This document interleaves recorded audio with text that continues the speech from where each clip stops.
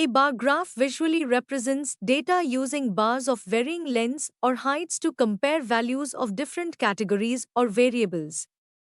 It's an effective tool for displaying categorical data and is commonly used in various fields such as statistics, economics, and science to present information in a clear and concise manner.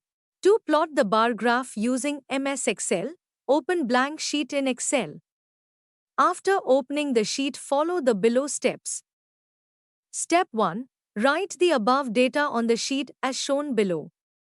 Step 2. Go to Menu and click on Insert. You will see different types of graphs.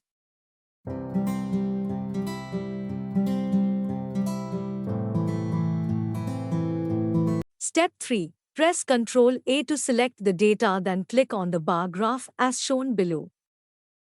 Step 4. Choose any one graph from the options provided. The bar graph will appear as below.